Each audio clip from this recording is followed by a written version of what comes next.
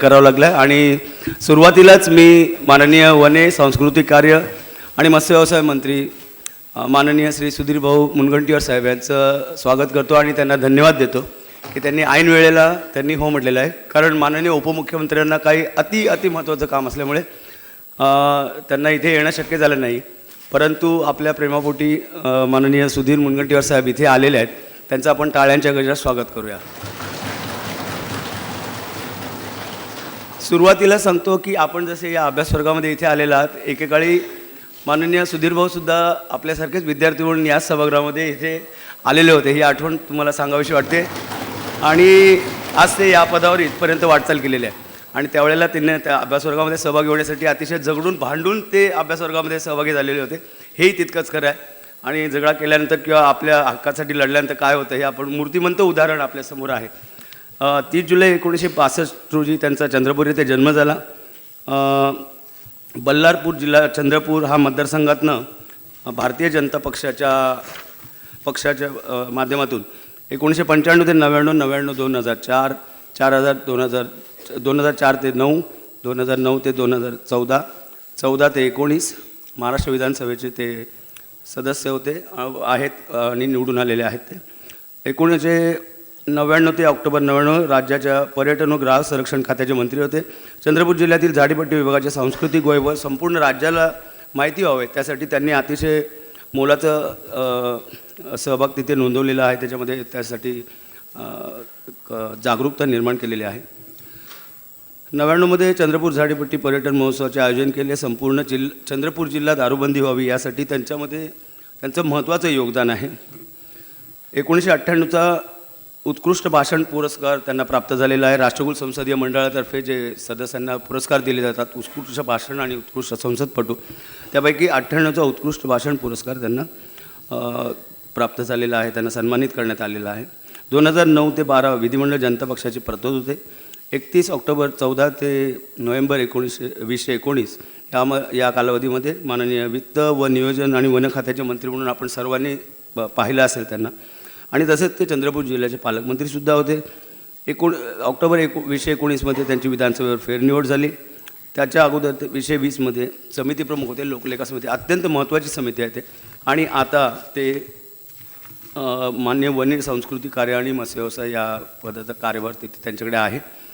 त्यांनी Singapore, Thailand, Nepal, चीन, European देश, त्यानंतर England, America, Australia, New Zealand, Dubai, Malaysia इत्यादी देशांचा सुद्धा अभ्यास दौरा केलेला आहे.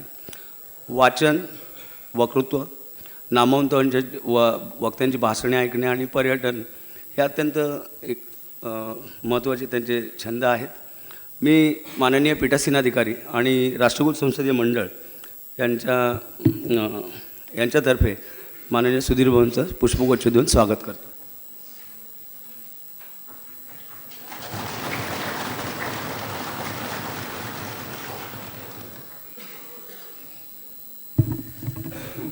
आपल्याला एकंदरीतच 10:15 वाजता सभागृह रिकामा करून द्यायचं आहे आणि 10:30ला त्यांची बैठक आहे विधान परिषदेची. सुधीर भाऊंना पण जास्त वेळ नाही, त्यामुळे प्रश्न उत्तरे होणार नाहीत. 9 वाजता त्यांची लक्षवेधी आहे विधानसभेत. भाषण आता त्यांनी व्याख्यानाला सुरुवात करूया अशी मी त्यांना विनंती करतो. प्लीज.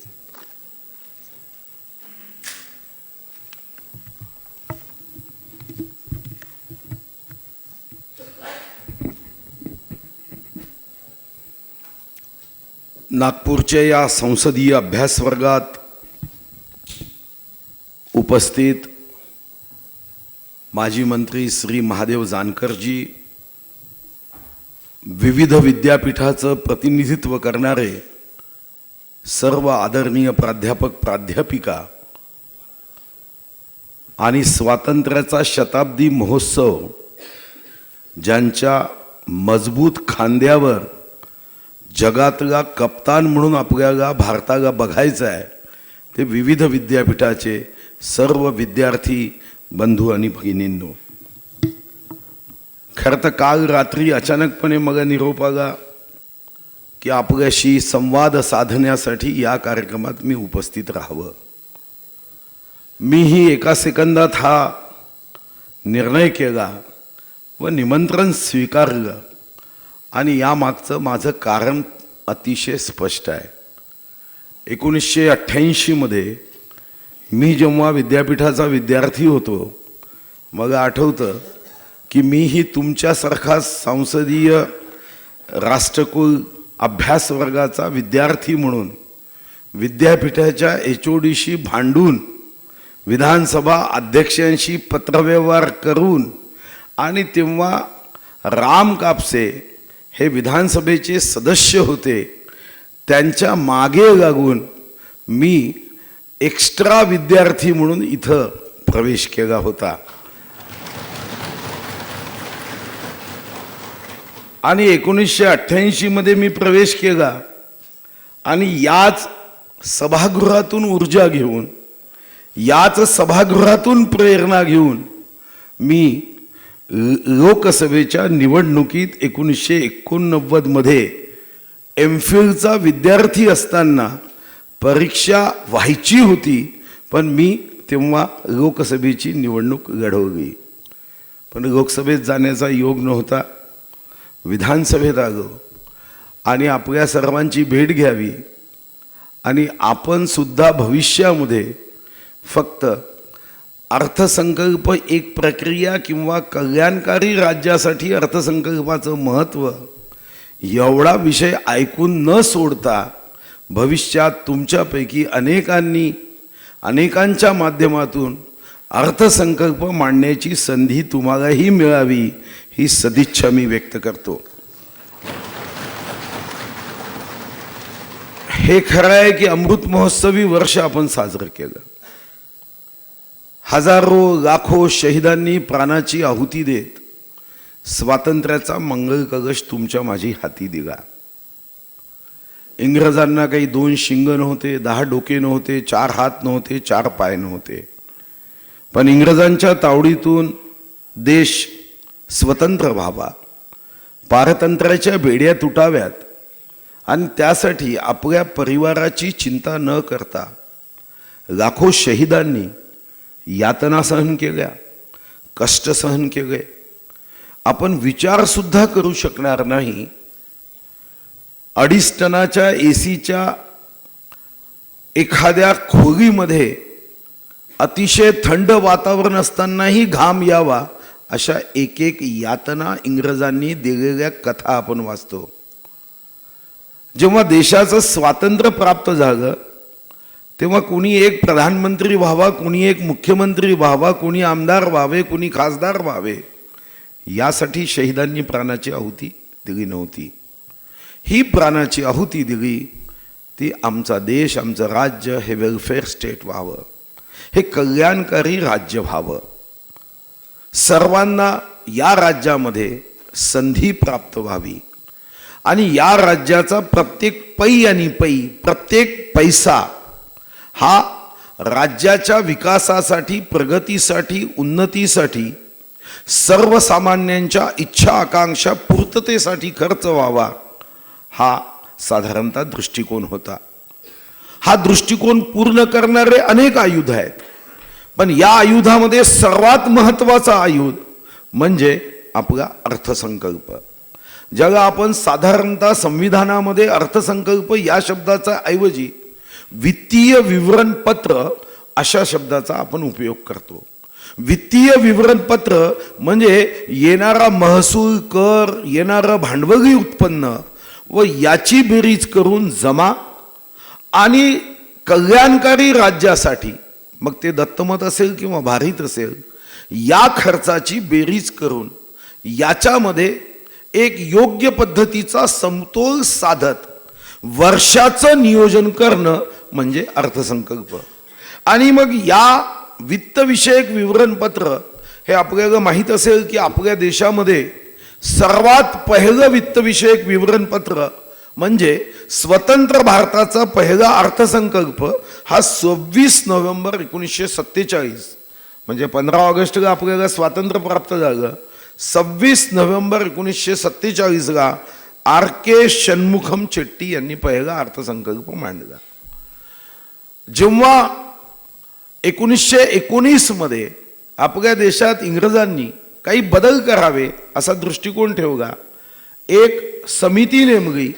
1921 मध्ये या समितीचा जेव्हा अहवाल आला तेव्हा तुम्हाला आकडा ऐकून आश्चर्य वाटेल की तेव्हा आपल्या देशाचा अर्थसंकल्प 200 कोटीचा होता. आज समृद्धी महामार्ग 55,000 कोटीचा आहे. आणि आपल्या देशाचे आणि सर्व राज्याचे एकूण अर्थसंकल्प हे आता 85,00,000 कोटीपर्यंत पोहोचले. देशाची प्रगती होते, विकास होते. पण अर्थसंकल्प मांडताना एक दृष्टिकोन महत्वाचा आहे आणि तो दृष्टिकोन की हा जनतेचा पैसा आहे. नागपूरच्याच भूमीवर काही दिवसापूर्वी जेव्हा विश्वगौरव युगपुरुष नरेंद्र मोदीजी आलेत, त्यांनी आपल्या भाषणामधला एक परिच्छेद या विषयावर लोकांशी संवाद करताना सांगितला की या देशाचा, राज्याचा आणि स्थानिक स्वराज्य संस्थेचा प्रत्येक पैसा हा समर्पक पद्धतीने खर्च झाला पाहिजे आणि हा खर्च होताना यातला आउटपुट हा कल्याणकारी राज्याच्या मार्गावर निघाला पाहिजे. याचा प्रवास हा वेलफेअर स्टेटच्या बाजूनी झाला पाहिजे. साधं उदाहरण द्यायचं असेल की एखाद्या बजेटमधून जर आम्ही 5 स्टार हॉटेल किंवा 4 स्टार हॉटेलमध्ये जाऊन जेवण्यासाठी खर्च केला तर हा खर्च बजेटच्या भावनेशी सहमत असणारा नाही.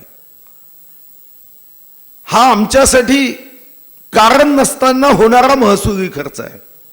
पण उद्या सरकारच्या पैशांनी एखादं 5 स्टार हॉटेल तयार झालं तर तो भांडवली खर्च हा आम्हाला त्यातून रोजगार निर्माण करून देणारा असतो आणि त्यातून राज्याच्या उत्पन्नामध्ये भर पडेल अशा पद्धतीने आपण तो खर्च करत असतो. आणि मग या दृष्टीने अर्थसंकल्प मांडताना जे जे सरकार असेल त्याला भविष्याचा दृष्टिकोन, समाजामध्ये असणारे तात्कालिक प्रश्न, आर्थिक दृष्टिकोनातून या अर्थसंकल्पाची मांडणी करावी लागते. हे खरं आहे की आपल्याकडे मर्यादित साधन संपत्ती आहे, पण या मर्यादित साधन संपत्तीचा उपयोग हा जर समाजाच्या प्रगतीसाठी, वेलफेअर स्टेटसाठी करायचा असेल तर या दृष्टीने अमर्यादित गरजा व मर्यादित साधन संपत्ती यामध्ये योग्य पद्धतीचा बॅलन्स करण्याची आवश्यकता असते. खरं तर अर्थसंकल्प म्हणजे वर्षभरात आलेली निवेदनं, रिप्रेझेंटेशन, मागण्या याची पूर्ती करणे म्हणजे अर्थसंकल्प नव्हे. अर्थसंकल्प याचा अर्थ राज्याचा भविष्याचा वेध घेत, जगामध्ये होणाऱ्या घटनांचा वेध घेत आपल्याला कशा पद्धतीने पुढे जाता येईल आणि त्यासाठी कुठं कुठं आपल्याला आर्थिक तरतूद करून, पायाभूत सुविधा निर्माण करून बदलत्या परिस्थितीमध्ये कोणत्या सेक्टरवर आपण खर्च केला पाहिजे याचा विचार करून मांडलेलं वित्तीय विवरणपत्र म्हणजे अर्थसंकल्प. अर्थसंकल्पाच्या तांत्रिक भागामध्ये मी नंतर येईल, पण एक शायरनी यावर सुंदर सांगितलं आहे की अर्थसंकल्प कसा असावा. तो चढ़ती रहे चादरे मजार पर, चढ़ती रहे चादरे मजार पर और बाहर बैठा फकीर थंड से मर जाए, असा अर्थसंकल्प कदापिही नसावा. ही अर्थसंकल्प ज्यांच्यासाठी आहे त्यांच्या उपयोगाचाच येत नाही. एक भयमुक्त समाज, भूकमुक्त समाज, समतायुक्त समाज, विषमता मुक्त समाज हा जर निर्माण करता आला नाही तर हजारो लाखो शहीदांनी प्राणाची आहुती देत जो स्वातंत्र्याचा मंगल कलश तुमच्या माझ्या हाती दिला, त्या मंगल कलशाला धारण करण्याचा अधिकार आपल्याला असेल का यावर प्रश्नचिन्ह निर्माण होईल. आणि म्हणून अर्थसंकल्प मांडताना एक गोष्ट लक्षात घेतली पाहिजे की हा विचारपूर्वक मांडला पाहिजे, ज्याच्यामध्ये भविष्याचा वेध असेल. अनेकदा अर्थसंकल्प हा मांडला जातो, हा भविष्याचा वेध घेण्याच्या ऐवजी निवडणुकीचा वेध घेत मांडला जातो की मला देश भविष्यात कसा घडवायचा याऐवजी माझं भविष्य निवडणुकीत कसं घडेल या दृष्टीने हा अर्थसंकल्प मांडला जातो. आणि त्याचे वाईट परिणाम मग अनेक राज्य, अनेक देशांनी भोगले, ज्याची उदाहरणं ग्रेट ब्रिटनसारखा देश आहे, श्रीलंकासारखा देश आहे आणि युरोपमधले अनेक लोकशाहीच्या मार्गावर चालणारे देश आहे की जे आज याचे भोगत आहे की लक्ष हे जनतेची प्रगती, उन्नती नसून जनतेच्या निवडणुकीमध्ये आकर्षण एवढं उद्दिष्ट हे राहिलं आहे. आणि म्हणून या दृष्टीने अर्थसंकल्पाचं तत्व काय, तर साधं तत्व आहे की 1 मिनिट में जिंदगी नहीं बदलती, 1 मिनिट में जिंदगी नहीं बदलती, मगर 1 मिनिट सोचकर लिया गया फैसला जिंदगी बदल देता है. आणि यासाठी अर्थसंकल्प मांडताना या मुद्द्याला कल्याणकारी राज्याकडे आपल्याला कसं जाता येईल. आता आपल्यापैकी अनेकांना माहीत नसेल, परवा मी मंत्रिमंडळाच्या बैठकीत एक प्रश्न केला. जेव्हा एक प्रस्ताव केंद्राच्या सूचनेनुसार देशातल्या सर्व राज्यांना केंद्राने सूचना केली की हे वर्ष अमृत महोत्सवी वर्ष आहे, 75 वर्ष पूर्ण केले, तर 75 वर्षाचं सिंहावलोकन झालं पाहिजे की आम्ही कुठं होतो, कुठं गेलो, आणि ही जबाबदारी आहे. आणि सिंहावलोकन जेव्हा केलं तेव्हा एक गोष्ट प्रामुख्याने लक्षात आली की अजूनही या देशात 75 वर्षांनी इथं प्रत्येक जण विश्वरत्न, भारतरत्न, महामानव डॉक्टर बाबासाहेब आंबेडकरांचा जयघोष बिंबीपासून करतो, 100% साऊंड वॅल्यूमनी करतो. महात्मा ज्योतिराव फुले यांचा जयघोष पूर्ण ऊर्जेनी, शक्तीने आपण करतो. क्रांतिज्योती सावित्रीबाईचं स्मरण करतो. पण आमच्या सर्वांची अडचण काय कि हम बाबा साहब को मानते हैं मगर उनकी नहीं मानते, हम महात्मा ज्योतिराव फुले को मानते हैं मगर उनके विचारों की नहीं मानते. आणि म्हणून परिस्थिती काय झाली, परिस्थिती ही आहे की अमृत महोत्सवी वर्षाचा आकडा हा आम्हा सर्वांना विचारमंथन करायला लावणारा होता की या देशामध्ये 25 कोटी लोक अजूनही निरक्षर आहेत. 25 कोटी 75 वर्षानंतर.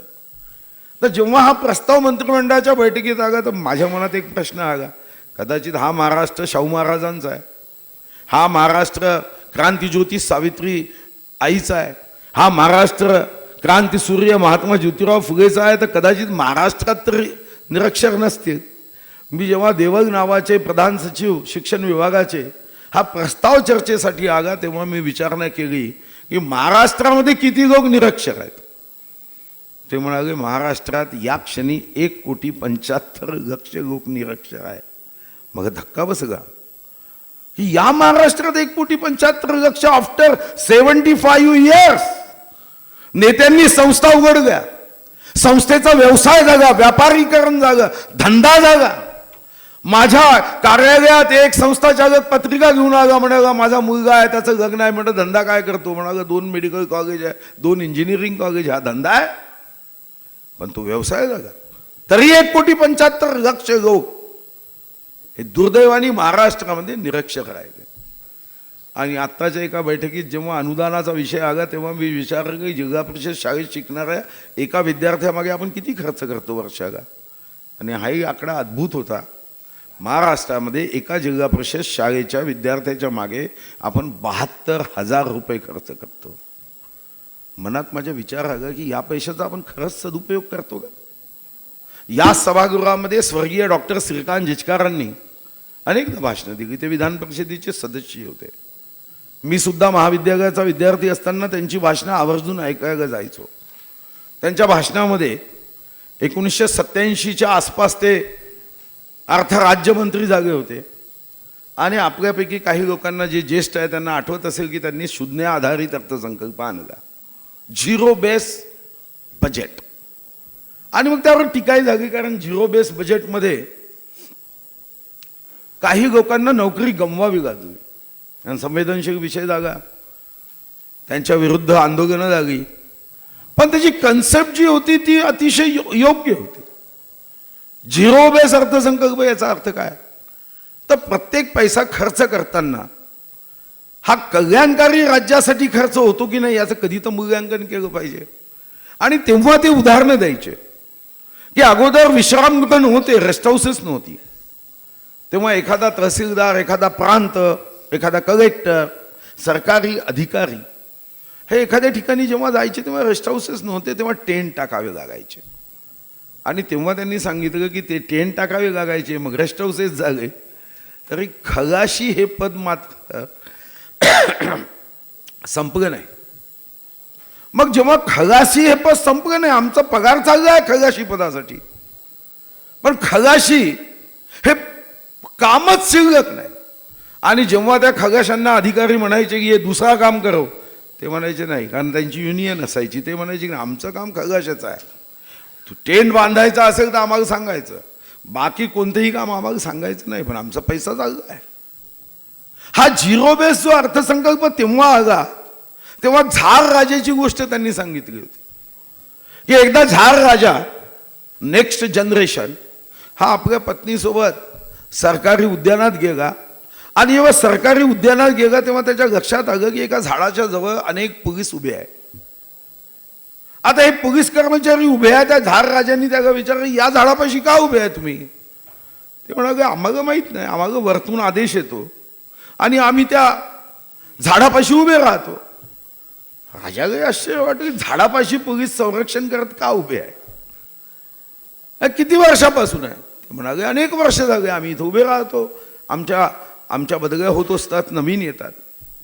राजा आपल्या जेव्हा कार्यालयात गेला आणि माहिती घेतली तेव्हा त्यालाही आश्चर्य वाटलं की 90 वर्षाच्या अगोदर त्या झाडाला, ज्या झाडाला ऑक्टोंबरमध्ये नोव्हेंबरमध्ये फ्लावर येतं, एकदा अचानक ते मेमध्ये आलं. ते अतिशय दर्शनीय होतं, आकर्षक होतं. राणी राजाला म्हणाले की मे मध्ये हे फ्लावर आलं, कोणी तोडू नये, याच्या संरक्षणासाठी तुम्ही व्यवस्था करा. 90 वर्षापूर्वी राजांनी त्या झाडाच्या फुलाची राखण करण्यासाठी, रक्षा करण्यासाठी, सुरक्षा करण्यासाठी तिथं पोलीस कर्मचारी तैनात केले. विसरून गेले. दरवर्षी तो ऑर्डर तसाच निघत आहे. 90 वर्ष सुद्धा झाले, फ्लावर पुन्हा कधी आलं नाही, पण झाडापाशी पोलीस कर्मचारी नियुक्त करण्याच्या सूचना मात्र त्या कार्यालयातून नेहमी निघत राहिल्या. आणि मग यावर शून्य आधारित अर्थसंकल्प आलं की शून्य आधारित म्हणजे काय की तुम्ही जो जो म्हणून खर्च करता त्याचं एकदा तर मूल्यांकन केलं पाहिजे. जर उद्या मी शिक्षणावर 70,000 कोटी खर्च करतो तर अर्थसंकल्प मांडताना मग त्याचं मूल्यांकन करता आलं पाहिजे की आज जनतेच्या श्रमाचा, कराचा, घामाचा पैसा हा मी जेव्हा खर्च करतो त्याचा आउटपुट काय आहे. अन्यथा आमची गाडी 1 लिटर पेट्रोलमध्ये अर्धा किलोमीटर ॲव्हरेज देत आहे, तरी गाडी मेंटेन करतच आहो, नवीन गाडी घेतच नाही. अशा बजेटच्या कन्सेप्टच्या बाजूने आपल्याला पुढे जावं लागतं. म्हणजे आपल्याला माहीत असेल की मागच्या 5 वर्षात आम्ही असे अनेक निर्णय घेतले की ज्याच्यामध्ये थेटपणा आला. जसा आदिवासी कल्याण विभागामध्ये लोकसंख्येच्या अनुपातात पैसे दिले जायचे, पण त्या पैशातून हा माझा शूर, वीर, पराक्रमी आदिवासी तरुण ज्याच्यामध्ये क्षमता जन्मजात आहे आकाशापेक्षा उंच भरारी घेण्याची, पण आम्ही त्याला भरारी घेण्यासाठी कधी मुक्त मैदान दिलं नाही. आम्ही निर्णय केला की यानंतर आदिवासी विद्यार्थ्यांना नामवंत शाळेत शिकता येईल, आवश्यकता नाही आहे की त्यांनी कुठेतरी जंगलात असणाऱ्या आश्रमशाळेतच शिकलं पाहिजे. आदिवासी गावांना जी पेसामध्ये आहे त्यांना 5% निधी थेट बजेटमधून त्या ग्रामपंचायतीला देण्याचा आपण निर्णय केला. आपण केंद्रातही बघितलं असेल स्टँडअप योजना, स्टार्टअप योजना. जर 8 वर्षापूर्वी 10 वर्षापूर्वी आपण गेलो तर कदाचित आपल्याकडे युनिकॉर्न कंपन्या विचार करू शकत नव्हतो. आज युनिकॉर्न कंपन्यांचा जेव्हा देशामध्ये विचार करतो, कारण अर्थसंकल्पामध्ये या दृष्टीने या अध्यक्ष महाराज म्हणजे तुम्ही बिफोर आले नाही. आज युनिकॉर्न कंपनी माननीय मोदीजींनी अर्थसंकल्पामध्ये एक दिशा दिली. प्रत्येक अर्थसंकल्पामध्ये एक भावना व्यक्त करतात. मागच्या अर्थसंकल्पात त्यांनी 1 स्टेशन 1 प्रॉडक्ट, त्या अगोदर नारी से नारायणी तक, कधी तरुणांसाठी, पण तो अर्थसंकल्प त्या वाक्यावर केंद्रित करून त्या अर्थसंकल्पाची दिशा ही पुढे निघते. आणि म्हणूनच या देशामध्ये जेव्हा युनिकॉर्न कंपन्यांचा आपण विचार करतो, विचार करू शकत नाही. तुमच्या वयाचे 21 ते 26 वर्षाच्या तरुणांनी किती व्यवसाय करावा?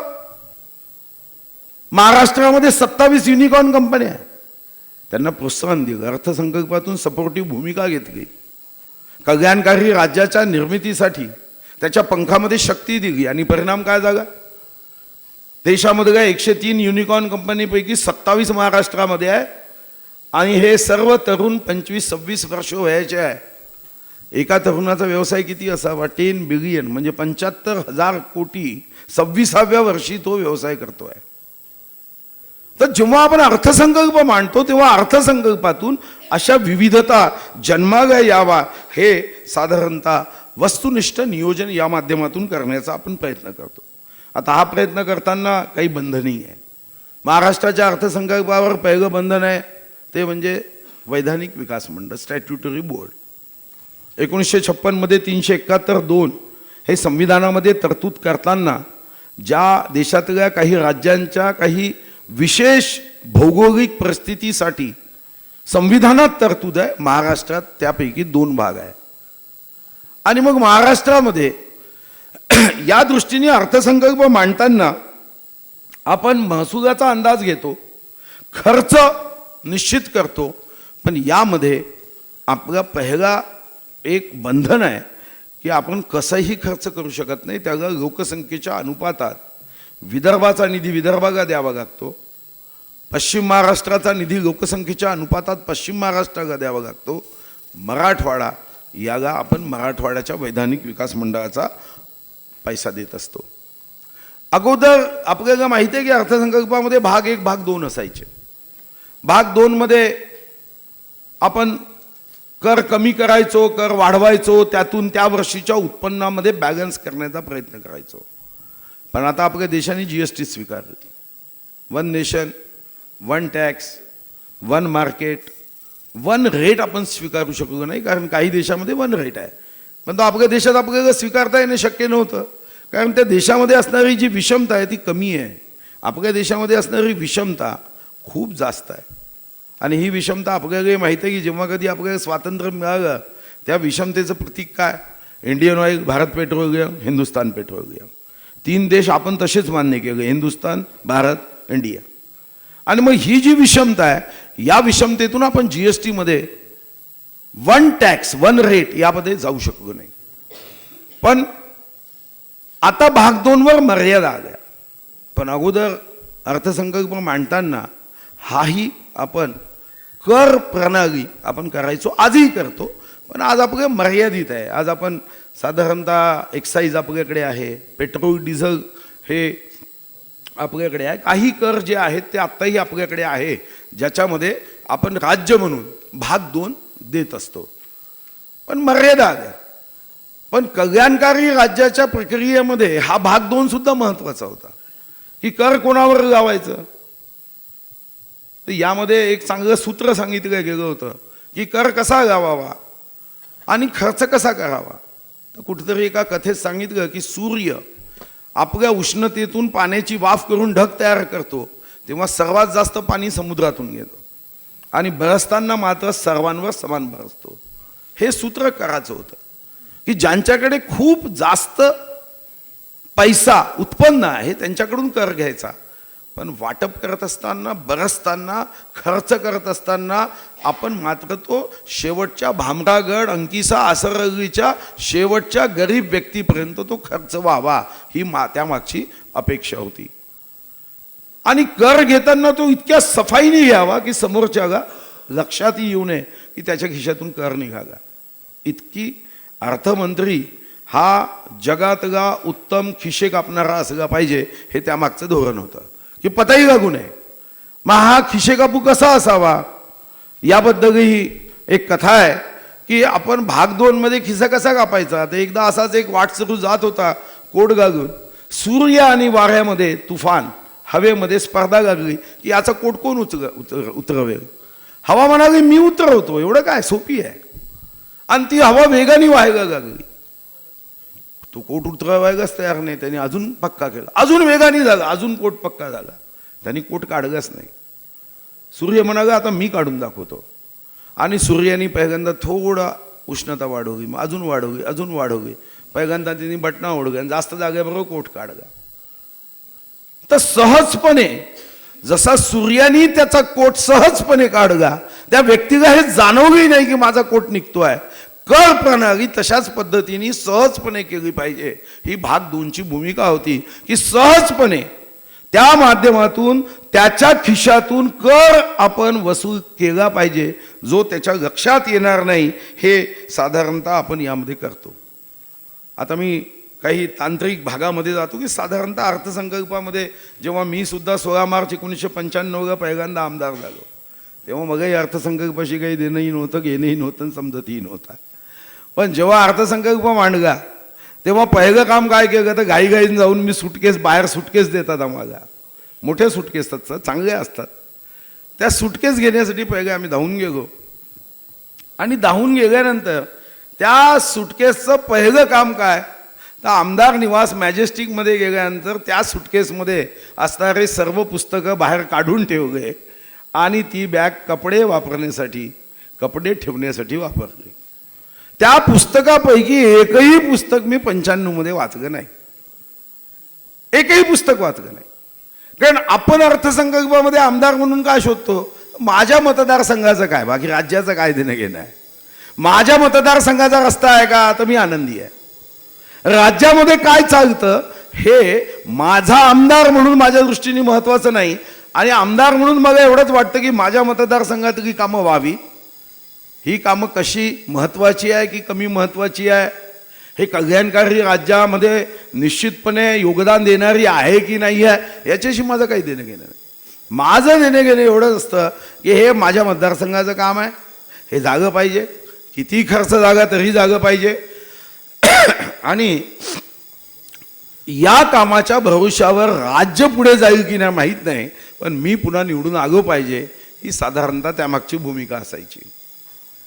आता या साधारणतः बॅगमध्ये जो अर्थसंकल्पाची पुस्तकं दिल्या जायची, या पुस्तकामध्ये विस्तृत म्हणजे ग्रीन बुक दिलं जायचं, ज्याच्यामध्ये राज्याची संपूर्ण आर्थिक स्थिती असते, मागील वर्षी किती खर्च जागा, या वर्षी किती खर्च होणार आहे, किती सरप्लस आहे, किती एक्सेस आहे, संपूर्ण आर्थिक स्थितीचं विवरण असतं.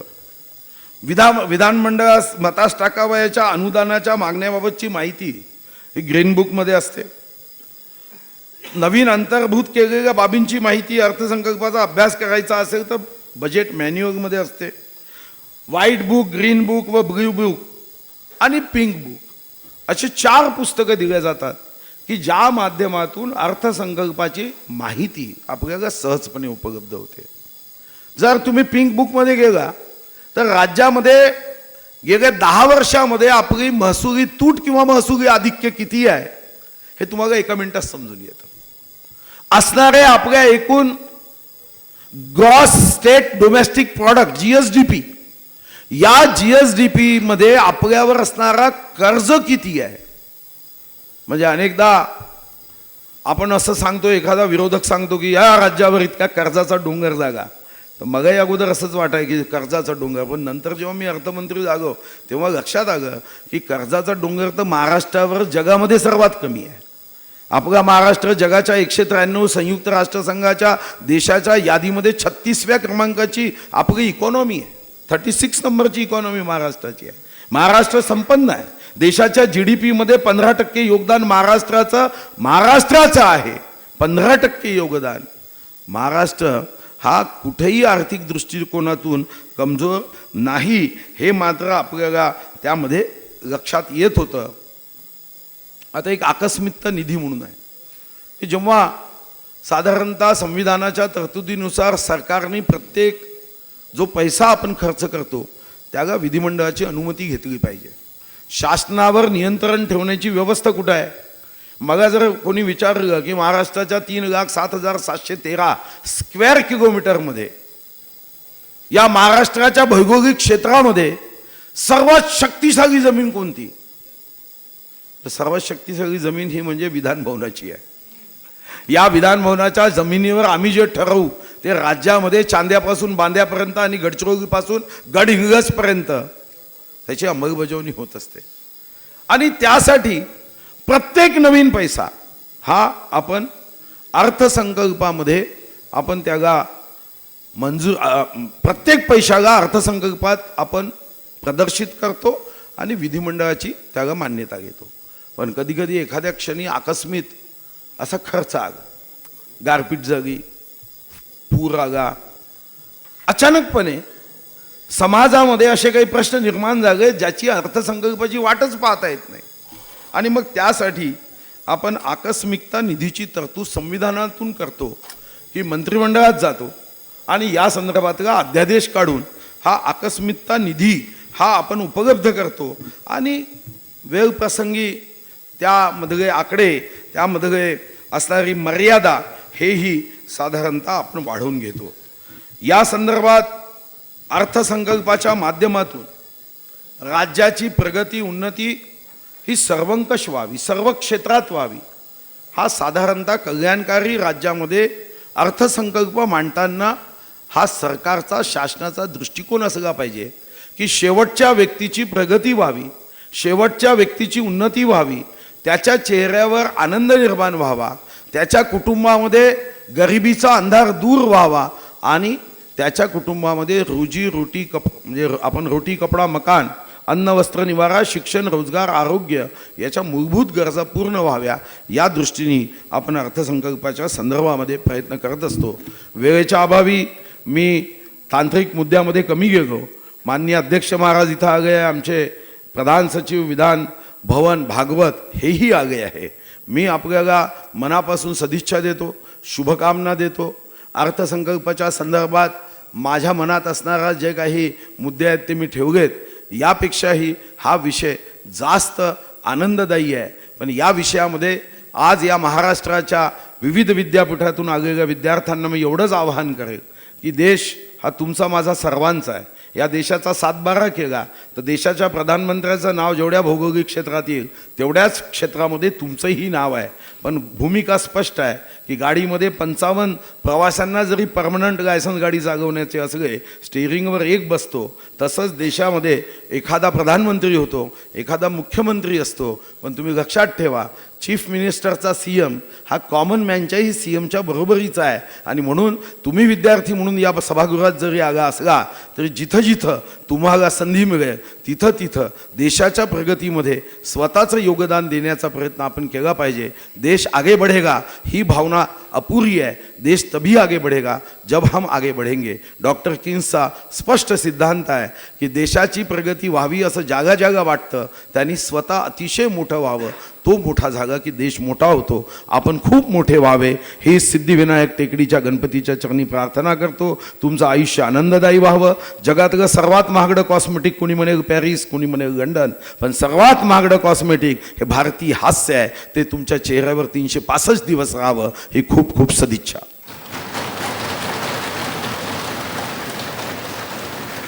ऐनवेळे अत्यंत ऐनवेळेला सांगूनही आणि लगेच त्यांनी होकार भरला या व्याख्यानासाठी आणि अत्यंत मोजक्या शब्दामध्ये आपल्याला त्यांनी संबोधित केलं. थोडा आज दुपारी वेळ असेल तर आपण त्यांना भेटून आपल्या शंका दूर करू शकता. धन्यवाद माननीय मंत्री महोदय. आता आम्ही यशवंतराव चव्हाण महाराष्ट्र मुक्त विद्यापीठ नाशिकच्या विद्यार्थिनी दर्शना खांडीजोड यांना विनंती करतो, कृपया त्यांनी आभार प्रदर्शन करा. Good morning sir. Good morning everyone. माझे नाव दर्शना खंडीजोड. मी यशवंतराव चव्हाण मुक्त विद्यापीठ नाशिक येथील विद्यार्थिनी. राष्ट्रकुल संसदीय मंडळ महाराष्ट्र शाखा आयोजित 49वा संसदीय अभ्यास वर्गाचा आजचा शेवटचा दिवस.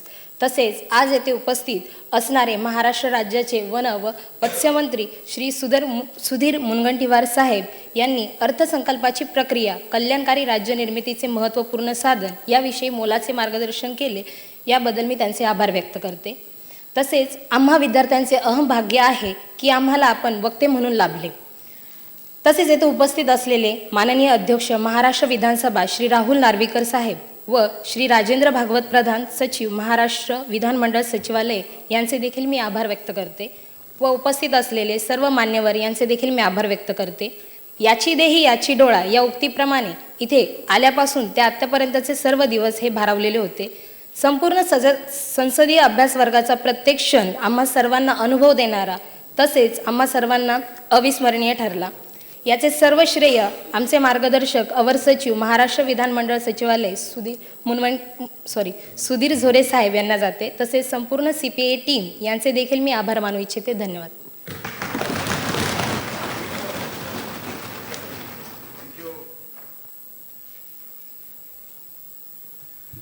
आपण जराही वेळ न दवडता लगेच पुढच्या व्याख्यानाला सुरुवात करूया. सुरुवातीलाच माननीय अध्यक्ष यांचं आपण टाळ्यांच्या गजरात स्वागत करूया. धन्यवाद. आपल्या राष्ट्रकुल संसदीय मंडळाचे माननीय अध्यक्ष हे सहअध्यक्ष असतात आणि माननीय सभापती हे सुद्धा सहअध्यक्ष असतात. आज आपल्या ठिकाणी ते आपण व्याख्यान थोडंसं अगोदर घेतो आहोत, कारण आपल्याला संवादाला हे सभागृह आणि माननीय अध्यक्षांनी सुद्धा त्यासाठी होकार भरला आणि ते सुद्धा थोडे लवकर आले, त्याबद्दल त्यांना आपल्या सर्वांतर्फे मी धन्यवाद देतो. Thank you sir. आता आपल्यासमोर ते विधिमंडळ जनतेच्या इच्छा आकांक्षांच्या अभिव्यक्तीची व्यासपीठ या विषयावरती आपल्याला ते संबोधित करणार आहेत. माननीय ॲडव्होकेट राहुल नार्वेकर साहेब यांचा जन्म फेब्रुवारी 1977 झाला. त्यांचं शिक्षण BCom LLB आहे आणि मराठी, हिंदी, इंग्रजी या भाषांवर अत्यंत प्रभुत्व आहे त्यांचं. कुलाबा जिल्हा आहे मुंबई शहरामध्ये, तेथील त्या मतदारसंघाचं ते प्रतिनिधित्व करतात. अनेक शैक्षणिक, सामाजिक आणि सहकारी संस्थांचा त्यांचा अतिशय निकट संबंध आहे. अनेक संस्थांचे ते कायदेशीर सल्लागार म्हणून सुद्धा त्यांनी काम केलेलं आहे, करता आहेत. ते राष्ट्रवादी काँग्रेस पक्षाचे ते प्रवक्ते होते. 2019 भारतीय जनता पक्षाचे ते कार्यामध्ये आहेत. 2014 ते 2019 महाराष्ट्र विधान परिषदेचे सदस्य होते आणि त्या दरम्यान त्यांना 15-16 याचा राष्ट्रकुल संसदीय मंडळ शाखेचा उत्कृष्ट भाषण हा पुरस्कार देखील प्राप्त झालेला आहे. ऑक्टोबर 2019 ज्या निवडणुका झाल्या त्यामध्ये त्यांची भारतीय जनता पक्षाच्या माध्यमातून येथे विधानसभेवरती निवड झालेली आहे, निवडून आलेले आहेत. मे 2016 राष्ट्रकुल संसदीय मंडळ महाराष्ट्र शाखेद्वारे जो ऑस्ट्रेलिया, न्यूझीलंड, सिंगापूर या देशांचा दौरा आयोजित करण्यात आला होता, त्यामध्ये त्यांचा सहभाग होता. वाचन आणि सामाजिक कार्य असे त्यांचे छंद आहेत आणि इतर वेळेला अत्यंत व्यस्त. तुम्ही केव्हाही गेला तरी सतत बिझी असणारं असं व्यक्तिमत्व, अत्यंत तरुण, आम्हाला स्फूर्तीदायक असं.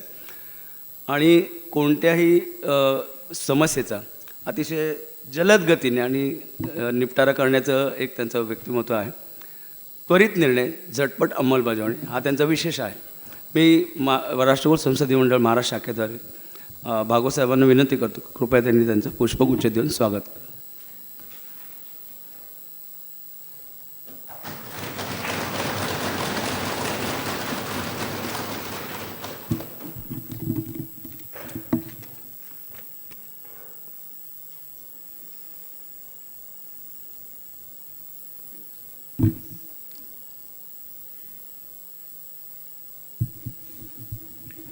नमस्कार. आजच्या या राष्ट्रकुल संसदीय मंडळातर्फे महाराष्ट्र शाखेच्या आयोजित ह्या अभ्यास वर्गासाठी उपस्थित ज्यांचं आत्ताच इकडे व्याख्यान झालं ते सन्मान्य राज्याचे मंत्री श्री सुधीर मुनगंटीवारजी, महाराष्ट्र विधिमंडळाचे प्रधान सचिव श्री भागवत साहेब आणि या आमच्या कॉमनवेल्थ पार्लमेंटरी असोसिएशन महाराष्ट्र शाखेचे सर्व पदाधिकारी, झोरेजी आहेत, इतर पदाधिकारी आहेत, उपस्थित विद्यार्थी मित्रांनो आणि जी टीचिंग फॅकल्टी इकडे उपस्थित आहे त्यांचं पण इकडे स्वागत आहे. आपण सर्वजण गेली 8 दिवस सातत्याने अनेक विषयांवरती चर्चा केली आहे, व्याख्यानं ऐकली आहेत. विधिमंडळात नेमकं काय कामकाज होतं, कसं कामकाज होतं याची माहिती घेतली आहेत. अनेक प्रोसिडिंग्स बघितल्या आहेत, हाऊसच्या प्रोसिडिंग्स बघितल्या आहेत, कमिटीज कशा असतात, त्या काय कार्य करतात ह्याची माहिती घेतली आहे. आणि संसदीय लोकशाहीचं या मंदिरात नेमकी लोकप्रतिनिधी काय भूमिका बजावतात आणि ती बजावत असताना त्यांच्यासमोर कोणते चॅलेंजेस असतात, त्यांच्यासमोर कोणत्या ऑपॉर्च्युनिटीज असतात, या सगळ्याची माहिती या कार्यक्रमातून आपल्या सर्वांना प्राप्त झाली असावी अशी इच्छा व्यक्त करतो. आपण सर्वजण विविध क्षेत्रात ह्यापुढे काम कराल.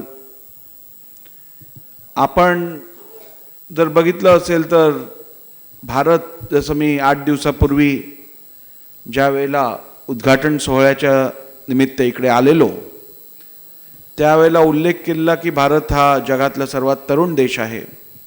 आपला ॲव्हरेज एज साधारण 27चा आहे. आणि असं असताना संपूर्ण जगाच्या आशा अपेक्षा या देशाकडनं अत्यंत मोठ्या आहेत. आपल्या देशवासियांकडनं मोठं कार्य विश्व अपेक्षित करत आहे. आणि म्हणूनच या देशाला पुढे नेण्यासाठी या तरुण फळीची, तरुण पिढीची मोठी जबाबदारी आहे आणि मोठा स्कोपही आहे. त्यामुळे या तरुण पिढीला केवळ स्टिरियोटाईप फील्ड्समध्ये प्रमोट न करता, मग ते इंजिनिअरिंग असेल, मेडिसिन असेल, लॉ असेल, चार्टर्ड अकाउंटन्सी असेल, तर सोशल सायन्सेसमध्ये पण तेवढाच रस घेऊन देशनिर्मितीसाठी जे आवश्यक प्रतिनिधित्व लागतं त्या क्षेत्रातही आकर्षित करणं हे माझ्या मते आम्हा सर्वांची जबाबदारी आहे. आणि त्याच अनुषंगाने असे कार्यक्रम आपण विधिमंडळ स्तरावरती घेत असतो. आपल्या सर्वांना माहीतच आहे की आपल्या राज्यात, आपल्या देशात पार्लमेंटरी फॉर्म ऑफ डेमोक्रेसी आहे. आणि पार्लमेंटरी डेमोक्रेसीबद्दल अनेक वेळेला चर्चा झाली आहे. अनेक वेळेला त्याचे प्रोज, कॉन्स, ॲडव्हान्टेजेस, डिसॲडव्हान्टेजेस ह्याच्यावरती चर्चा होत असते. आणि मी त्या सगळ्या चर्चेनंतर एका कन्क्लुजनवरती निश्चित आलो आहे.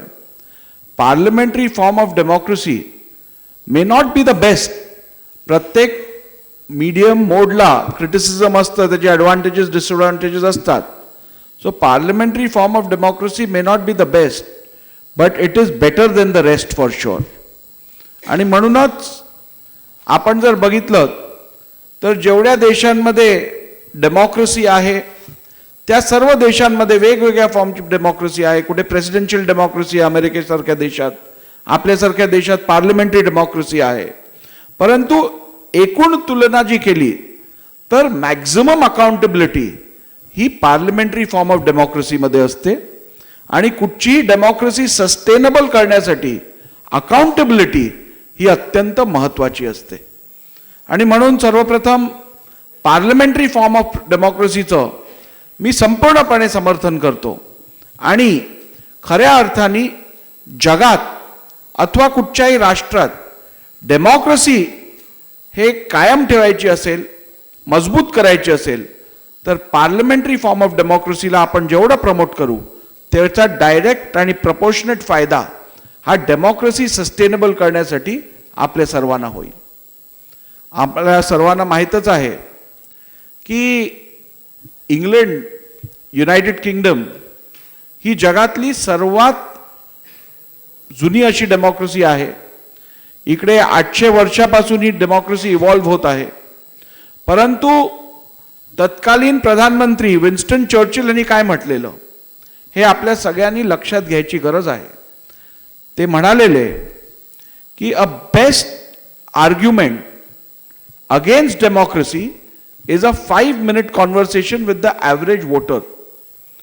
ह्याचा अर्थ काय आहे की लोकशाहीच्या विरुद्ध जर का आपल्याला कुठची बाजू ऐकून घ्यायची असेल तर 5 मिनिट आपण केवळ सामान्य मतदाराशी बोला.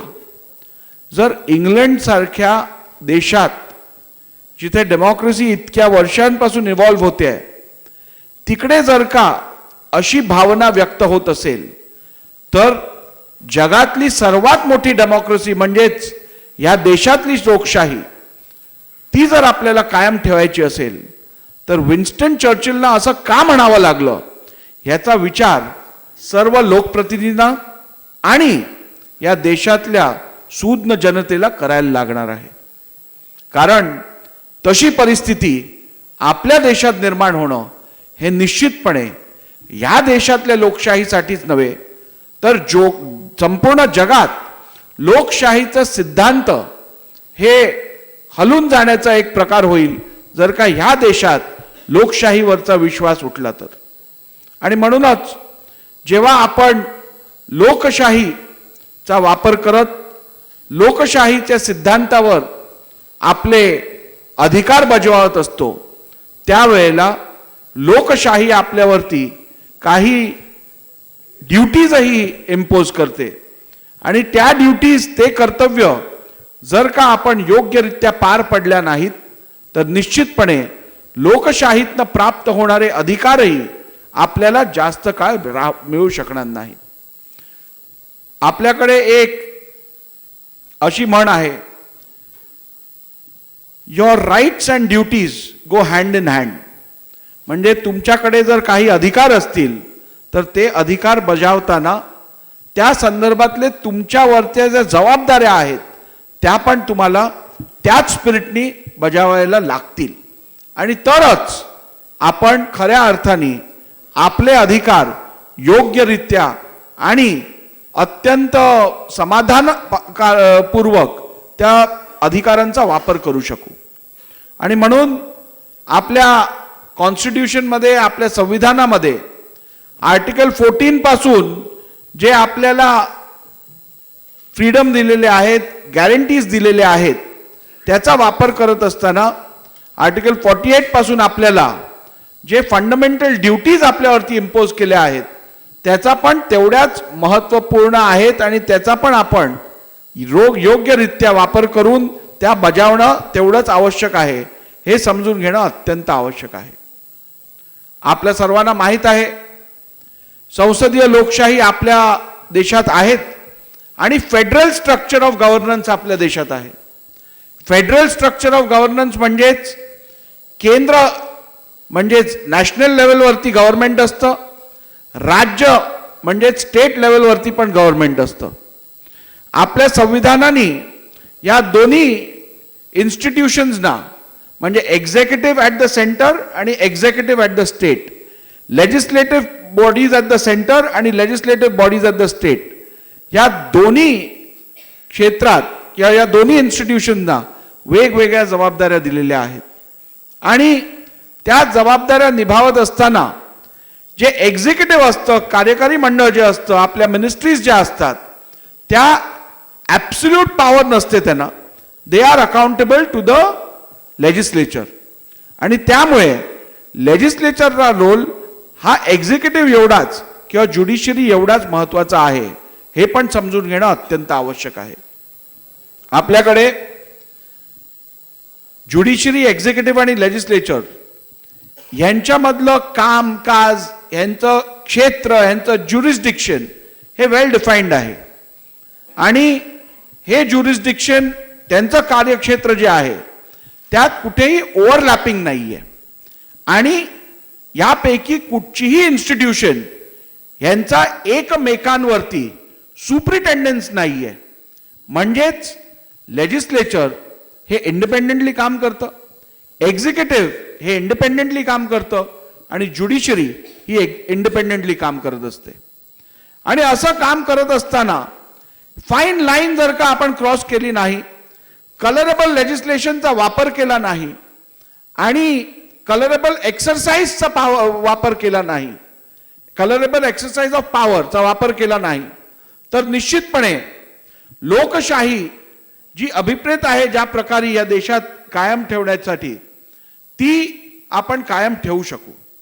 आपण जर बघितलं तर आज विधिमंडळाने घेतलेले निर्णय अथवा विधिमंडळात झालेल्या चर्चेंवरती अथवा विधिमंडळात घेतलेले डिसिजन्स मध्ये आता अलीकडच्या काळात आपण बघत असाल डिस्क्वालिफिकेशनवरती बराचसा देशात चर्चा होत आहे.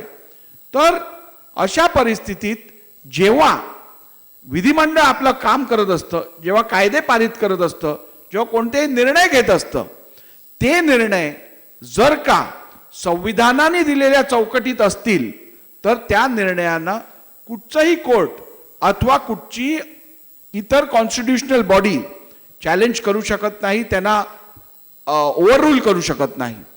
परंतु एक्झिक्युटिव्ह असो, ज्युडिशरी असो अथवा आपलं लेजिस्लेचर असो, ह्या तिघांचंही कार्यक्षेत्र हे संविधानाने दिलेल्या चौकटीतच ते कार्य करू शकतात आणि ती चौकट जर का ओलांडली गेली तर निश्चितपणे आपल्याकडे एक वायब्रंट ज्युडिशियल सिस्टम पण आहे जी आपल्याला रेमेडीज देऊ शकते. म्हणजे विधिमंडळाने एखादा कायदा जर पारित केला असेल आणि तो संविधानाने दिलेल्या तरतुदींच्या विरुद्ध असेल, आपल्या बेसिक स्ट्रक्चरच्या विरुद्ध असेल, आपल्याला जे फंडामेंटल राईट्स दिले असतील त्याच्या विरुद्ध असेल, तर निश्चितपणे तो कायदा कोर्टामध्ये चॅलेंज होऊ शकतो आणि अनकॉन्स्टिट्युशनल किंवा ultra vires to the constitutional provisions जर का असेल तर निश्चितपणे त्या कायद्याला सेटिसाइड करता येईल.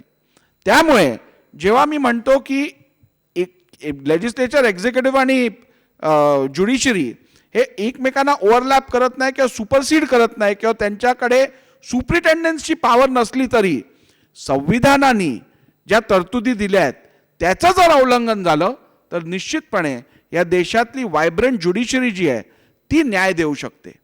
म्हणजेच एखाद्या व्यक्तीला जे आपण फंडामेंटल राईट्स दिले आहेत, जे फ्रीडम दिलेले आहेत, ते जर कुठच्याही पद्धतीने आम्ही केलेल्या कायद्यातून त्याचं उल्लंघन जर होत असेल, त्याच्यावरती जर गदा येत असेल, तर निश्चितपणे संविधानाने ज्युडिशरीला हे पॉवर्स दिले आहेत. आपल्याकडे आर्टिकल 32 आहे, आर्टिकल 226 आहे, ज्यात रिट ज्युरिस्डिक्शन जे आहे त्याच्याखाली हायकोर्ट आणि सुप्रीम कोर्ट हे ओव्हररूल करू शकतात. त्यामुळे अत्यंत सॉलिड स्ट्रक्चर आपल्या कॉन्स्टिट्यूशननी, आपल्या संविधानाने निर्माण केलं आहे, जिथे लोकशाहीला कायम ठेवण्यासाठी भरपूर चेक्स अँड बॅलन्सेस आपल्याला दिसून येतात. आपण जर बघितलं तर इंग्लंडसारख्या देशात डेमोक्रेसी आहे, पण रिटन कॉन्स्टिट्यूशन नाही आहे, प्रेसिडेंट्सचं कॉन्स्टिट्यूशन आहे. जिथे पायंडे आहेत, तिथे प्रथा परंपरा आहेत, यापूर्वी घेतलेले निर्णय आहेत, त्याच्यावरती त्यांचं कॉन्स्टिट्यूशन निर्भर आहे. आपल्याकडे रिटन फॉर्म ऑफ कॉन्स्टिट्यूशन आहे आणि आपलं डॉक्युमेंटेड कॉन्स्टिट्यूशन जे आहे ते जगातलं प्रीमियम आणि उल्लेखनीय असं पीस ऑफ डॉक्युमेंट आहे, कॉन्स्टिट्यूशनल पीस ऑफ डॉक्युमेंट आहे, ज्याचा गौरव आणि ज्याला रेकग्नाइज संपूर्ण जगाने केला आहे. हे तुमच्यासाठी आणि माझ्यासाठी अत्यंत अभिमानाची गोष्ट आहे असं मी समजतो. आज आपण जी चर्चा करणार आहोत त्यात विधिमंडळ जनतेच्या इच्छा आकांक्षांचं अभिव्यक्त्याचे व्यासपीठ या विषयावरती मी थोडक्यात माझे विचार मांडणार आहे. आपल्या सर्वांना माहीतच आहे की डेमोक्रेसीमध्ये रेप्रेझेंटेशन असतं. आज भारतातली सुमारे 150 कोटी जनता, प्रत्येक जण काय विधिमंडळात येऊन आपली बाजू मांडू शकत नाही, पार्लमेंटमध्ये जाऊन आपली बाजू मांडू शकत नाही. आणि म्हणूनच रेप्रेझेंटेटिव्ह फॉर्म ऑफ लेजिस्लेशन किंवा रेप्रेझेंटेटिव्ह फॉर्म ऑफ गव्हर्नन्स आपल्या देशात आपण बघतो. आणि असं असताना संसदेत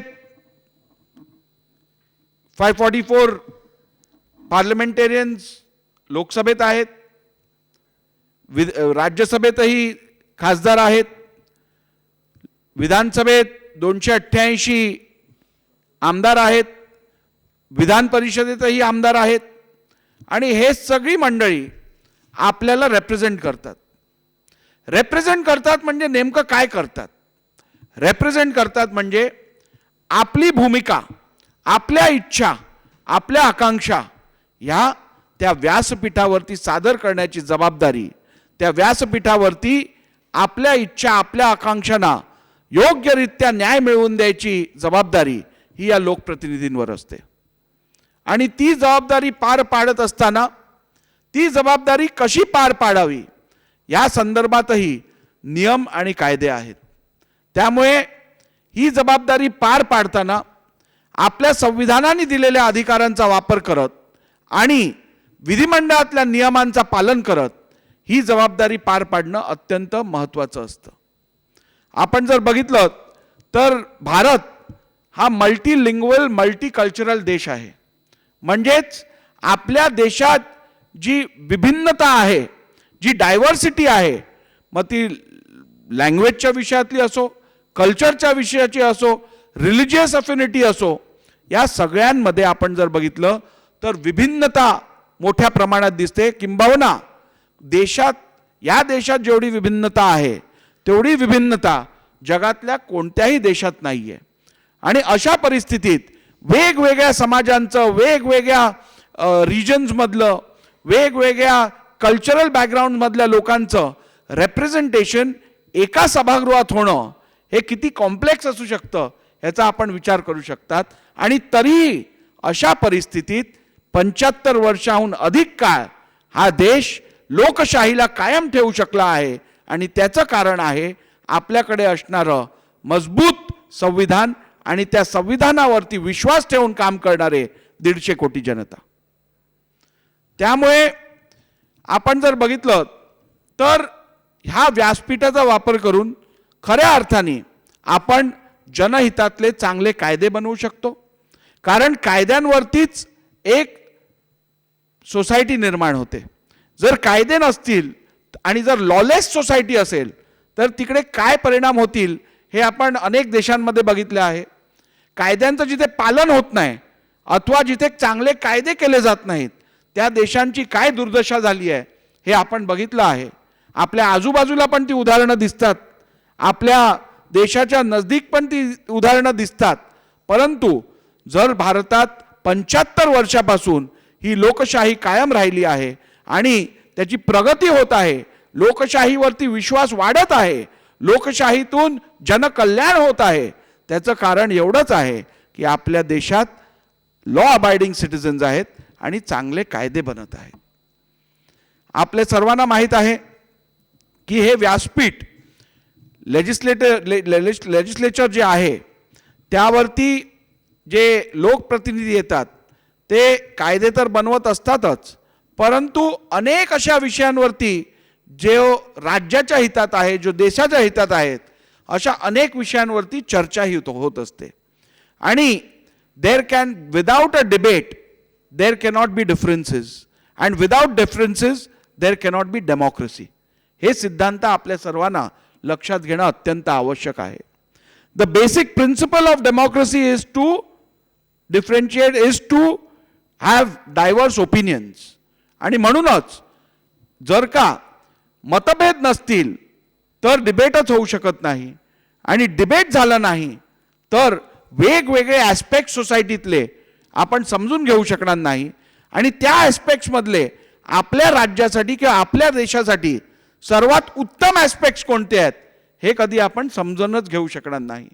आणि म्हणूनच या सभागृहात, विधानसभेत, राज्यसभेत, लोकसभेत आपण बघत आहोत तर अनेक असे स्टॉलवर्ट्स इकडे आलेले आहेत ज्यांचे डिबेट्स ऐकल्यानंतर आपल्याला समजतं की अनेक विचारातून चांगले निर्णय घेतले गेले आहेत, जे देशहितातले निर्णय यापूर्वीही एस्टॅब्लिश झालेले आहेत. आणि म्हणूनच डिबेटिंग फॉरम जो हे व्यासपीठ किंवा हे सभागृह आपल्याला उपलब्ध करून देते त्याचं पण महत्त्व आपण जाणून घेणं अत्यंत आवश्यक आहे.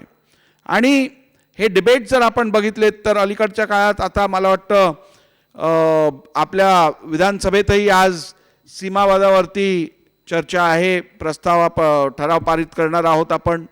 तर हे पारित होत असताना विभिन्न भागातील, महाराष्ट्रातल्या कानाकोपऱ्यातील जनतेला काय त्यांच्या भावना आहेत, काय त्यांचं म्हणणं आहे हे त्यांचे लोकप्रतिनिधी मांडतात. आणि त्या भावनेतून एखादा निर्णय घेतला जातो ज्याचं लार्जर बेनिफिट हे संपूर्ण राज्याच्या जनतेला मिळतं. आणि पर्सनल बेनिफिट म्हणजे त्याला आपण म्हणतो micro benefit versus macro benefit. ह्या डेमोक्रेसीमध्ये macro benefit leans over micro benefit. म्हणजेच वैयक्तिक प्रोग्रेस अथवा वैयक्तिक फायद्यापेक्षा सामूहिक फायदा याला जास्त महत्त्व आहे. आणि त्याच सिद्धांतावरती ह्या सभागृहात, या विधिमंडळात चर्चा होत असते. आणि त्या चर्चेतून मॅक्रो बेनिफिट ज्यांनी होईल, संपूर्ण राज्याला जिथे बेनिफिट होईल असे निर्णय घेतले जातात.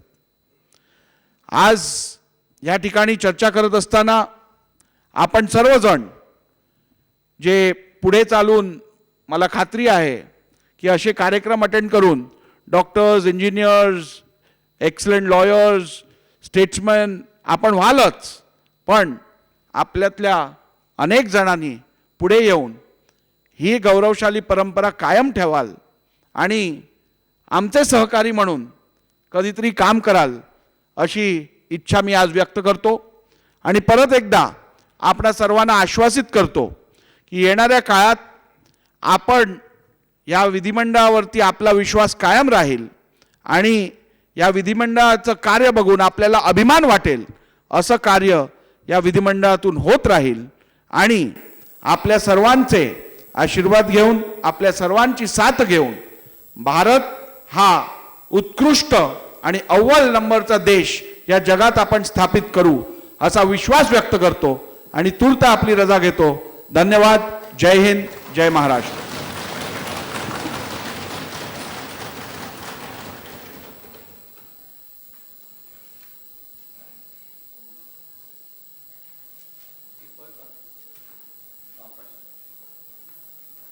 मोजके 2-3 प्रश्न घेऊयात. म्हणतो जरा मोजकेच प्रश्न घेऊया. नेमके प्रश्न विचारा एकदम. त्यांनाही सभागृहात जायचं आहे. सभागृह सुरू झालेलं आहे तिकडे. हे लक्षात घेऊन प्रश्न नेमके या विषयाशी संबंधित विचारा. हा विचार. नाव आणि युनिव्हर्सिटी सांगा आपण. नमस्कार सर, मी प्रमोद पवार, कवयित्री बहिणाबाई चौधरी उत्तर महाराष्ट्र विद्यापीठ जळगाव अंतर्गत चाळीसगाव महाविद्यालयाचा विद्यार्थी. सर, प्रश्न असा आहे, माझ्या ग्रामीण भागातल्या ज्या ताई बहिणी शाळा महाविद्यालयात येतात त्यांच्या संबंधातला हा प्रश्न आहे की त्यांच्यासाठी 1ली ते 12वी एक मोफत त्रैमासिक पास योजना राबवली जाते. 1ली ते 12वीसाठी पुण्यश्लोक अहिल्यादेवी होळकर मोफत त्रैमासिक पास योजना ही 12वीपर्यंत आहे ग्रामीण भागातल्या मुलींसाठी. तर या योजनेला आपल्याला ग्रॅज्युएशन स्तरापर्यंत मुलींना देता येईल का? ग्रॅज्युएशन म्हणजे ते साधारणतः त्यांना ग्रॅज्युएशनपर्यंत. कारण की प्रश्न यासाठी विचारला सर की गेल्या 18 तारखेला लोकमत पेपरला आलेली एक न्यूज अशी होती की ती हिम्मतवाली खचली अन जीवन संपवले. ही माझ्या नागपूर शहरातलीच घटना आहे. म्हणजे आपण अधिवेशन यासाठी घेतो की नागपुरातले विदर्भातले प्रश्न घेतले जावेत म्हणून. तर तिचं नाव होतं संजना उर्फ मेघना संजय सातपुते. ती जलालखेडा तालुका नरखेड जिल्हा नागपूर येथील विद्यार्थिनी होती. तर या संदर्भात ही योजना पुढे वाढवता येईल का? कारण की तिचं कारण होतं की गरिबीमुळे शिक्षण करता येणार नाही म्हणून तिने हा टोकाचा निर्णय घेतला व आत्महत्या केली. म्हणून या योजनेला पुढे घेता येईल का? माफ करावं, पण मग हा प्रश्न माझ्या राज्यातल्या बहिणींसाठी महत्त्वाचा होता सर. तेवढा आपण विचाराधीन घ्यावा. नाही, अत्यंत चांगला प्रश्न आहे आपला. आणि आपल्या सर्वांना माहीत आहे की प्रबळ देश जर शिक्षित देश असेल तर प्रबळ देश बनवण्यासाठी ते अत्यंत महत्त्वाचं असतं. आणि म्हणूनच आपल्या देशात राईट टू एज्युकेशन हा कायदा आपण आणलेला आहे आणि त्या कायद्याची अंमलबजावणी होणंही अत्यंत आवश्यक आहे. त्यामुळे आपण जी खंत व्यक्त केली, ज्या शिक्षणासाठी सुविधा उपलब्ध व्हायला पाहिजे, शिक्षणासाठी ज्या ग्रांट्स मिळायला पाहिजेत, त्यात कुठे अभाव होत असेल, कमतरता पडत असेल तर निश्चितपणे ही खंत आम्ही योग्यरित्या मंत्रिमंडळाकडे पोचवू आणि तुम्हाला न्याय मिळवून द्यायची भूमिका घेऊ.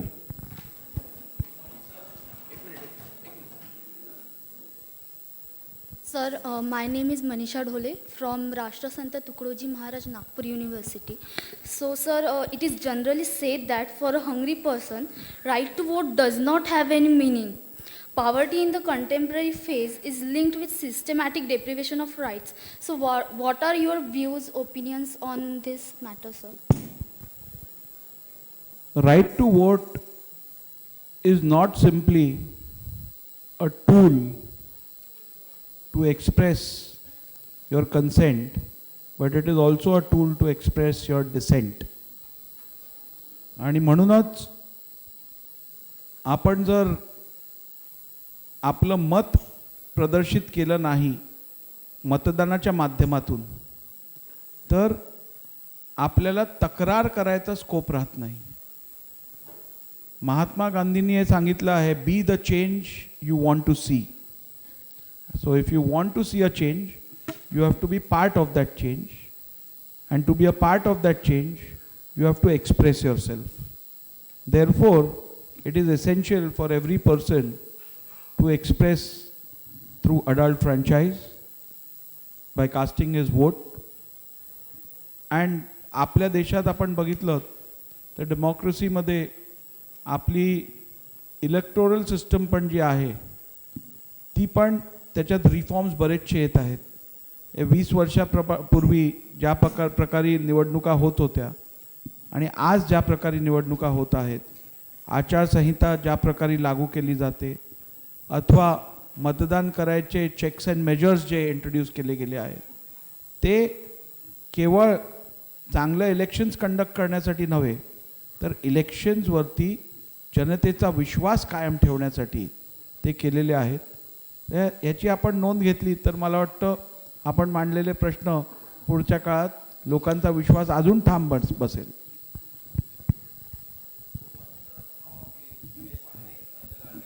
विद्यापीठाचा विद्यार्थी सर, माझा प्रश्न असा आहे की सभागृहात जो गोंधळ होतो त्या दरम्यान जे कामकाज होऊ शकत नाही ते बाकी असलेले नियोजित कार्य पूर्णत्वास जाते का, व जात नसेल तर ते पूर्णत्वास नेण्यासाठी आपण काय प्रयत्न कराल? गोंधळातून कार्यक्रम पूर्ण करण्यासाठीच मला तिकडे बसवलं आहे. त्यामुळे आपलं म्हणणं बरोबर आहे की सभागृहात गोंधळ हा अनेक वर्षांपासून सर्वांनी पाहिलाच आहे.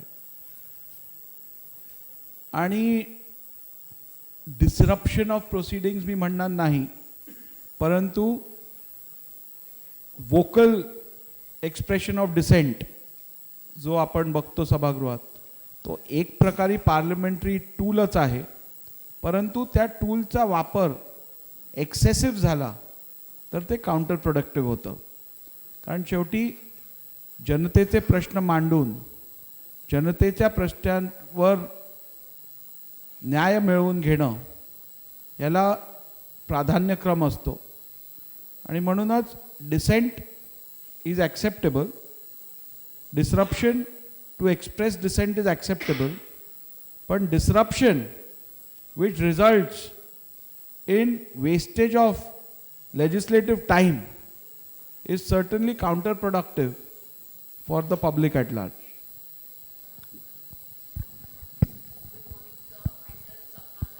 SDT Woburn University, Mumbai. My question is that as you have talked about our parliamentary democracy, but for democracy we know that we need a foundation of economy, civil society and awareness about the rights and everything. But however we know India started off the journey of democracy with a huge number of illiteracy and poverty. What according to you made us a thriving and world's largest democracy in the current world? I think you have answered your question. Your question gave the answer. Despite all these challenges, if India still stands to be one of the strongest democracy in the world, I think that answers a lot of things. But I take your point that the spirit of democracy should not only be in the letter, it should be in the spirit as well. म्हणजेच लोकशाहीचे महत्त्व अथवा लोकशाहीचं spirit जे आहे ते केवळ संविधानात किंवा पुस्तकांमधनं आपल्याला प्राप्त व्हायला नाही पाहिजे, तर ते आपण अनुभवायला पाहिजे. आणि ते अनुभवण्यासाठी आपल्याला आपल्या अधिकारांची माहिती असणं आवश्यक आहे, आपल्याला आपल्या जबाबदाऱ्यांची माहिती असणं आवश्यक आहे. आणि त्या जबाबदाऱ्यांची माहिती, त्या अधिकारांची माहिती शिक्षणातनं प्राप्त होतेच, पण शिक्षणाव्यतिरिक्त ते आपण आपल्या डिसिप्लिनमधनं पण प्राप्त करू शकतो. आणि त्यामुळे शिक्षणातनं ती संधी सगळ्यांना उपलब्ध करून द्यायची प्रयत्न शासन तर करतच आहे. मी आत्ताच उल्लेख केला तसं राईट टू एज्युकेशन ॲक्ट आता आपण आणलेला आहे. सामान्यातल्या सामान्य व्यक्तीला आणि प्रत्येक बालकाला एज्युकेशन मिळवून देणं ही शासनाची जबाबदारी झाली आहे. आणि त्यामुळे मला वाटतं we are working towards that. भारतातलं जे लोकसंख्या आहे ती आपल्यासाठी लायबिलिटी नाही आहे, तो आपला सर्वात मोठा ॲडव्हान्टेज आहे. आणि त्या ॲडव्हान्टेजला ऑपॉर्च्युनिटीमध्ये कन्वर्ट करण्यासाठी हे पॉप्युलेशन जे आहे त्याला स्किल्ड पॉप्युलेशनमध्ये कन्वर्ट करणं, एड्युकेटेड पॉप्युलेशनमध्ये कन्वर्ट करणं ही आपली प्रायोरिटी राहील. पुणे एक सर गुड मॉर्निंग. मी वैभव जठार, सावित्रीबाई फुले पुणे विद्यापीठाचा विद्यार्थी. सर तुम्ही म्हटले की without debate there can not be differences and without differences there can not be democracy. तर आज भारतातली जर परिस्थिती पाहिली तर वर्ल्ड प्रेस फ्रीडम इंडेक्स यांच्यानुसार भारतामधले जे अभिव्यक्ती स्वातंत्र्याचा जो एक दर्जा आहे तो म्हणजे निकृष्ट पातळीकडे चाललेला आहे. त्याच वेळेस मत अभिव्यक्त करण्याचे संविधानिक पायाभूत मूलभूत अधिकार आहे. तर अशाच वेळेस नॅशनल क्राईम रेकॉर्ड ब्युरो यांच्यानुसार ज्या झुंडशाही आहेत किंवा अशा काही हिंसक प्रकार आहेत तर ह्या वाढत चाललेल्या आहेत. तर मग इथून आपली भारताची लोकशाही जी तर ती पुढं कोणत्या दिशेने जात चाललेली आहे याबद्दल तुमचं मत घ्यायला आवडेल. थँक्यू. सर्वप्रथम मी आपल्या प्रश्नातून एक माझं मत ठामपणे व्यक्त करू इच्छितो.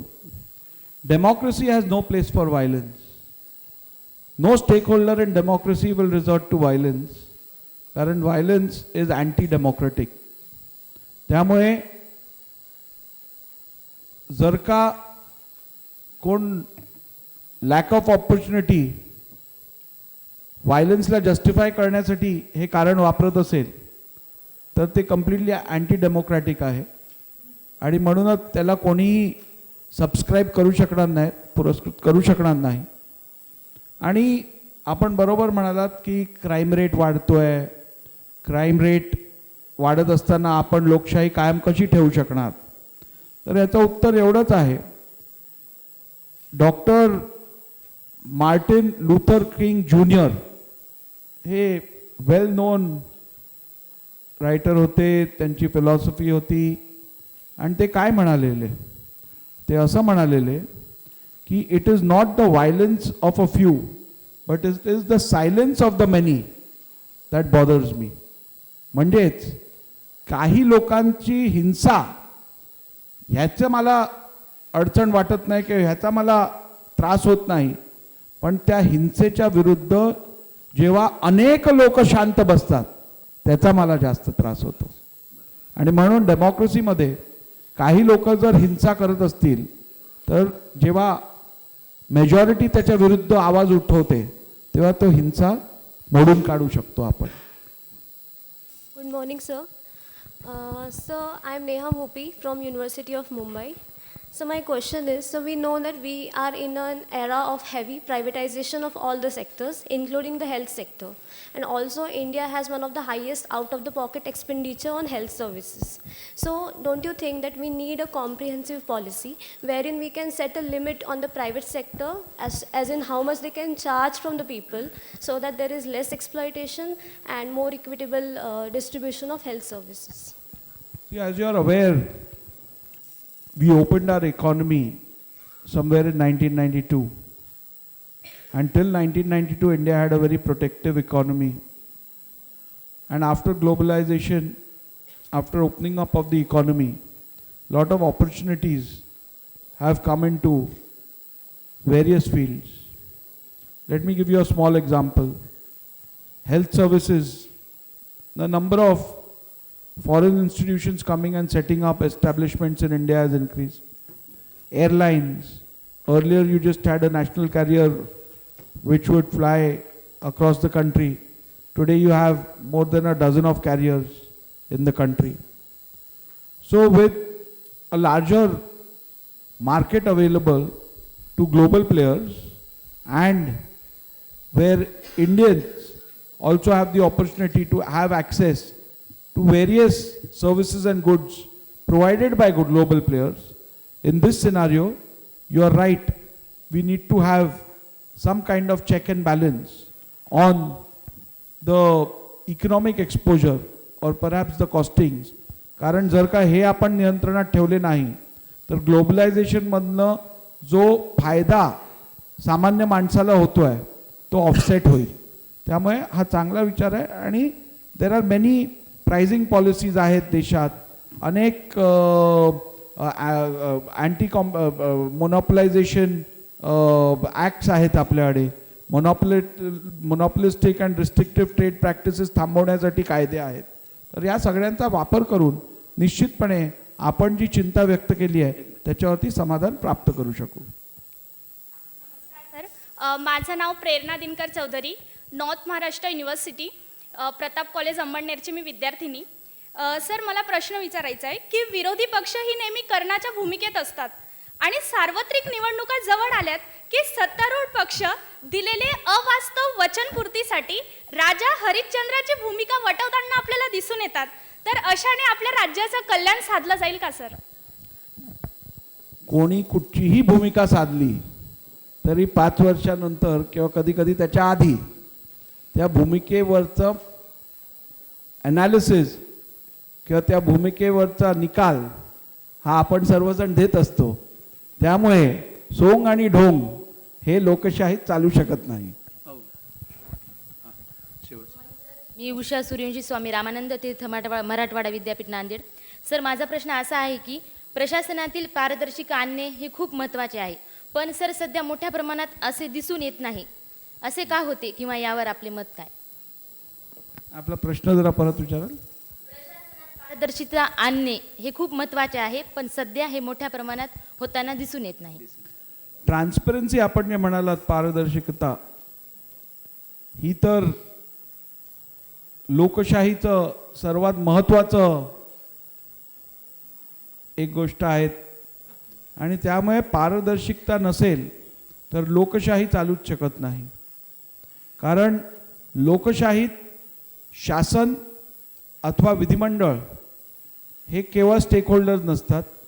लोकशाहीत त्या देशातला अथवा समाजातला प्रत्येक व्यक्ती स्टेक होल्डर असतो आणि जोपर्यंत त्या व्यक्तीला अथवा त्या समाजाला आपल्या हितात काय होत आहे किंवा निर्णय कशामुळे घेतले जात आहेत याची माहिती आपण देऊ शकलो नाही तर निश्चितपणे लोकशाहीसाठी ते घातक असेल.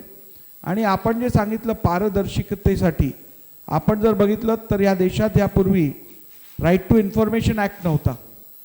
आता आपल्याकडे राईट टू इन्फॉर्मेशन ॲक्ट आहे आणि अशी अनेक साधनं आहेत ज्याच्यातनं आपल्याला जी माहिती उपलब्ध करून घ्यायची असेल कोणत्याही निर्णय विषयाची ती आपल्याला उपलब्ध होऊ शकते. फक्त हे जे आयुध आहेत त्याचा योग्यरित्या वापर करणं आवश्यक आहे. थोडं कधी कधी कठीण असतं काम, परंतु आपल्याला जर खरोखर ते करून घ्यायचं असेल तर ते करण्याची मेकॅनिझम, यंत्रणा ही या देशात उपलब्ध आहेत. थोडक्यात शेवटचा प्रश्न फक्त घेऊया एक, please. Hello, sir. My name is Twisha Trivedi, and I'm from SNDT Women's University, Mumbai. My question to you is, sir, you said that attaining macro benefits in the society would make the democracy last. But don't you think that fulfilling personal needs on a collective level would also achieve that? Thank you. You're absolutely right. Eventually, macro needs emanate out of micro needs. But then, when micro needs are so diverse, we have to consider or come to a common platform of what constitutes a macro need. And therefore, while we satisfy micro needs, for example, every constituency has a different requirement. So that is the micro need of perhaps that legislator. But when we come to policy formation, for example, taxation, or with regards to urban development policies, these are decisions which have to be taken on the micro level, at the macro level. Because if these are not taken and if these are not given, see, the whole fundament behind democracy is majority. Majority counts, and therefore a larger canvas has to be kept in mind while taking decisions. आता मी कवयित्री बहिणाबाई चौधरी, उत्तर महाराष्ट्र विद्यापीठ जळगावच्या विद्यार्थिनी प्रेरणा चौधरी यांना विनंती करतो कृपया त्यांनी आभार प्रदर्शन करणं. हां, बोला. अनेक आदर्श लोकप्रतिनिधींच्या पदस्पर्शानं पावन झालेल्या या भूमीत मी कवयित्री Bahinabai, north Maharashtra university, Pratap college अंबळनेरची विद्यार्थिनी, सुवर्णनगरी शिरपूरची कन्या प्रेरणा चौधरी, आपणा सर्वांना माझा मनपूर्वक नमस्कार. राष्ट्रकुल संसदीय अभ्यास वर्गाचा माडेत समारोप पूर्व पुष्प, विधिमंडळ जनतेच्या इच्छा आकांक्षांचा अभिव्यक्तीचं व्यासपीठ या विषयावर माननीय राहुलजी नार्वेकर साहेब, माननीय अध्यक्ष महाराष्ट्र विधानसभा यांनी आपल्या सूक्ष्म सखोल अभ्यासपूर्ण वाणीने आपल्या बौद्धिक अभिलाषेच्या इच्छा आकांक्षांची पूर्ती केली. त्याबद्दल मी त्यांचे कृतज्ञतापूर्वक ऋणभार कायम ठेवून आभार व्यक्त करते. या युवक वर्गाला आपल्या भावी वाटचालीसाठी शुभेच्छा देते आणि एक सांगू इच्छिते, भारत हा तरुणांचा देश आहे आणि या देशाचं भवितव्य तरुणांवर अवलंबून आहे. म्हणून विवेकानंद तरुणांबद्दल असं म्हणायचे, युवा वो होता है जो अनीति से लड़ता है, दुर्गुणों को दूर करता है, काल की चाल को जो बदलाता है, जिसमें अपने राष्ट्र के लिए बलिदान की आस्था है, जो बातों का बादशाह नहीं बल्कि उसे करके दिखाता है. असफलता एक चुनौती है जिसे तुम स्वीकार करो, संघर्ष के मैदान से मत भागो, क्योंकि कुछ किए बिना जय जयकार नहीं होती, कोशिश करने वालों की कभी हार नहीं होती. या सोबतच उपस्थित महादेव जानकर साहेब, प्राध्यापक वर्ग, सर्व विद्यार्थी बंधू भगिनी, आदरणीय प्रधान सचिव सर, या सर्वांचं मनपूर्वक आभार. आणि इथे बोलण्याची संधी मला उपलब्ध करून देणारे अवर सचिव सुनीलजी घोरे सरांचं आणि त्यांच्या टीमचं खूप खूप आभार. धन्यवाद.